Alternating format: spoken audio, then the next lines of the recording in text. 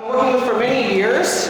But for those of you who don't know me, my name is Smith. I'm currently the Senior Manager of Digital Strategy, which is actually a new position that I'm coming into as of the last couple weeks here, still transitioning out of this program role. But if you're wondering why on earth is the camera person now in front of the room, let me tell you why. So pretty much from a career perspective, I've grown up in this network. So since college, right after college, I got into a program where I was a receptionist, and then a job developer and industry partnership developer, and then ultimately running a youth program, making my way over then to Partner for Work, helping to strengthen all of our youth programs for the last 2 years.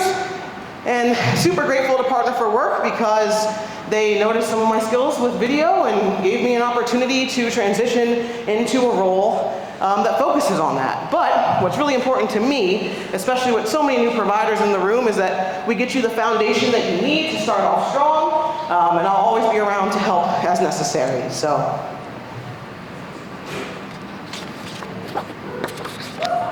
Okay, thanks. So we're going to take a broad look at clients that we serve and how we serve them. So, service strategy. What is a service strategy? I love the sentence that you can break into parts. So, let me read it.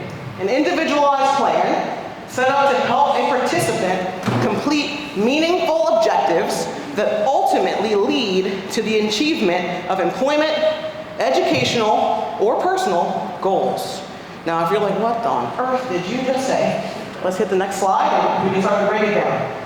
So I'm going to bring 2 words to your attention here out of the sentence first, which is objectives and goals, okay?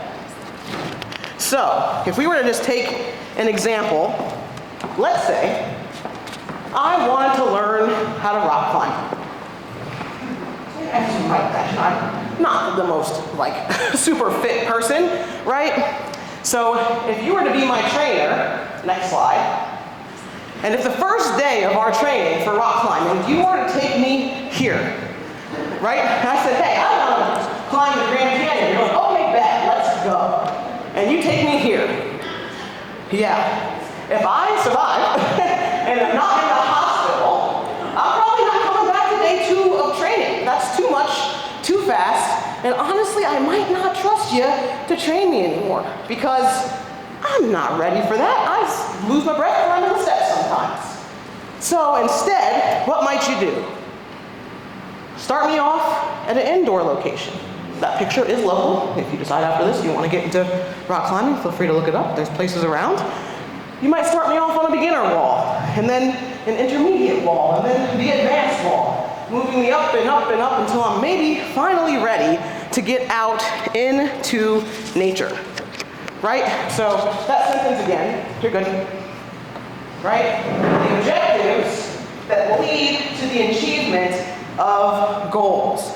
So really, objectives are going to build you up. They're the baby steps that get you to that goal. We're not just throwing you into the deep end day 1. That's a story I could tell you too. Almost drowned once when I was like 7. But you want to build up our clients. We can't just day 1 toss them in to the most intense job if they've never worked before. You're going to set up objectives to help them to reach their goals. All right, so now in blue, let's call out some other words. Employment, educational, personal goals. Okay? So, very often, in most of our programs, it's mandated, expected, that we help people reach employment goals. Very important, right? We're going to draw those out, help them to achieve those goals. Sometimes they need education to get to those goals, right? So then we'll go ahead and take a look at that as well. And I know most of you have been working in this industry longer than me, as long as me, or at least for a little while, and any of us could tell each other, right, if we don't address the personal goals, even if the state's not asking us to, even if it's not one of the numbers that we're getting credit for, we know we have to first address those personal goals as well. Because if you're having trouble getting to and from a place, You might have the best employment opportunities, the best educational opportunities, but if we don't get you a bus ticket, it doesn't matter, right? So, next slide, please. This is where service strategy comes into play.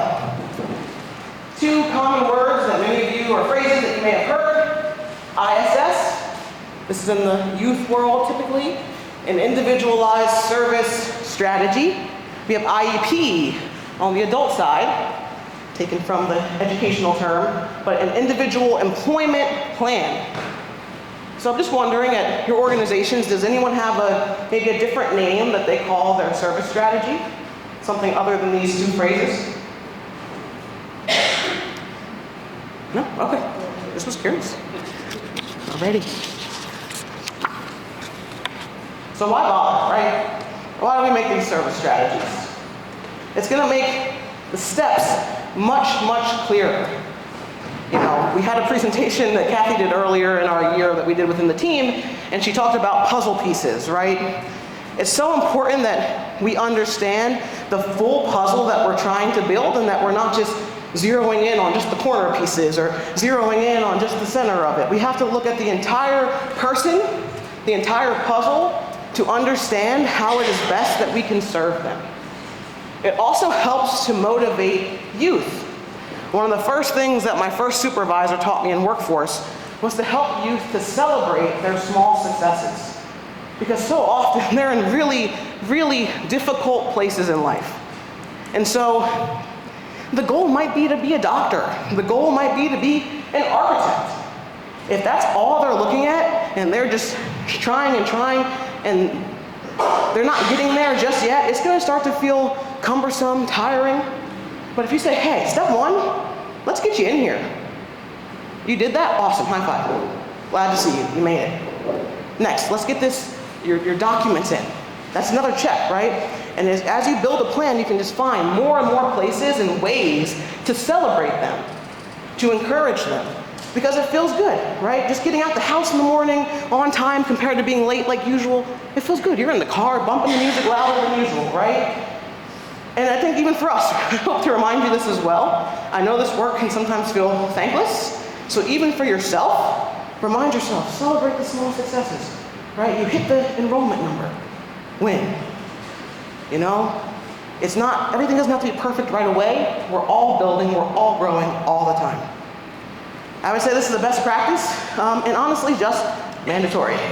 So, as much as it is mandatory, I do think it's worthwhile to do. So, today, we're going to take a look at some of the parts of a service strategy. Go ahead, next.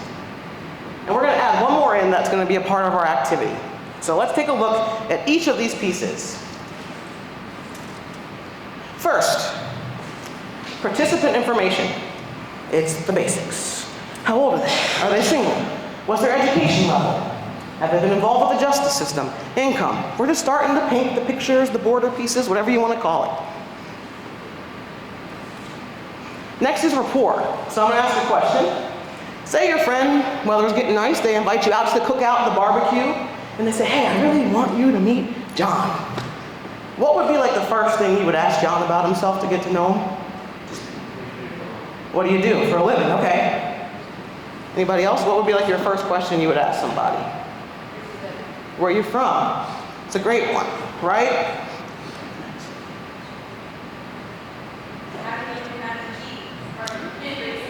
That is serious.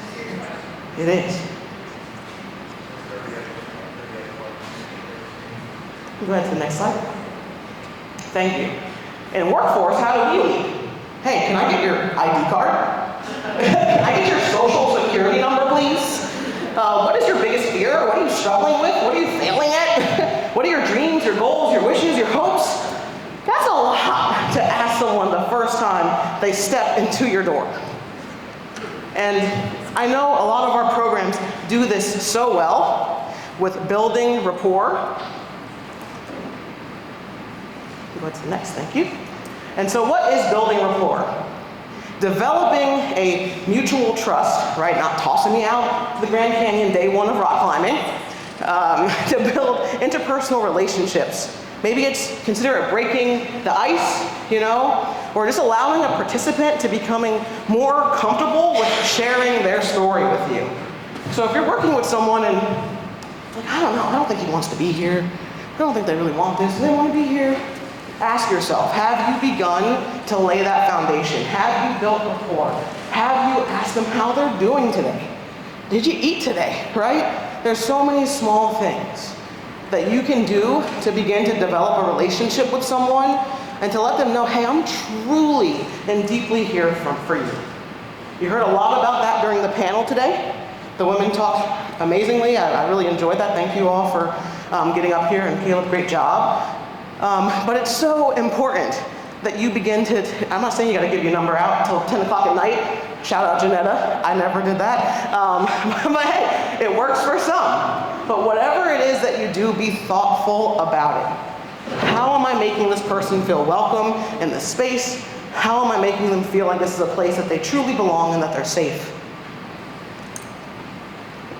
Next, assessments. So, these are often required, but there's some extra ones you can add in there. We're talking TABE, CASIS exams. These are tests of adult basic education, right? So if you're not familiar and you're an ED provider, you will likely get familiar with some of these things soon. There's also personality tests that you can do.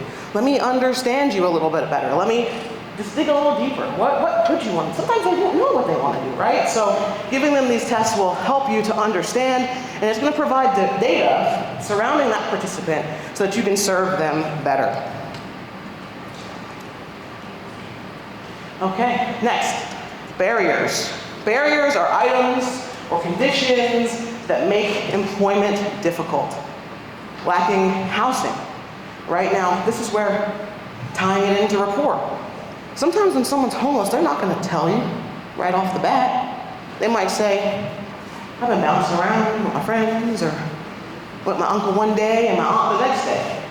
So you got to really listen to start to understand and figure out what their barriers truly are. Others include clothing, include insecurity, and often they need to be addressed just to be able to properly assist and help a client. And this is why I said those personal goals are so important, because if you don't have a place to rest at night, how are you, worried and focused about work? We talked about this at the beginning, so I won't go too deep, but it's the end game. What's the goals of the plan? Objectives, once again, help you prepare someone to achieve their actual goals. And then lastly here, referrals. You don't have to do this alone. I know it's been said a lot today. I hope it's starting to sink in. I know there's been good food in our stomachs and lots of information tossed your way, but there are so many people in this room. Please utilize the website, not just because I designed it, but utilize the website, okay? Take advantage, get business cards, call meetings, whatever it takes. But a lot of these career pathways, if you have one participant out of 30 who wants to do it, there's probably somebody in this room who's already doing it. Don't reinvent the wheel, right? Network. And I know we're going to continue to build up this network and get everyone collaborating. And then also, utilize your resources, coworkers, team leaders, and as I said, the network. Okay, and there's that sentence again. I won't read it, I've already read it like 4 times, but hopefully that's starting to make a little bit more sense. Plan your work and work your plan. It's simple. Next, archetypes. So this is how we're going to approach today through the lens of some participants. They're not real people. I've put a lot of energy into creating them. They feel real to me, so please do your best to serve them. I'm really hoping some folks can overcome their barriers. But just curious, what populations do you all serve? Everyone shout it out. Students with disabilities, young adults. Oh, substance abuse, yes. Immigrants, refugees. At risk, yes. Low income students. Low income. You can go ahead to the next slide. Here's a list of a bunch of them. And now, we're not cookie cutter people, right? So these things, can mold together into multiple different things to make up a person. They may face half of these things, or be half of these things. Can you go to the next slide, please? Thank you. There could be a skilled laborer with a disability, a student in school who is a veteran and a parent, an adult who is a refugee and a dislocated worker. We serve so many different types of people. And honestly, you should all be proud of the work that you're doing. So today, as I said, we're going to meet 8 imaginary people. Well, each group will meet 3. And we're going to begin to get ready for that activity.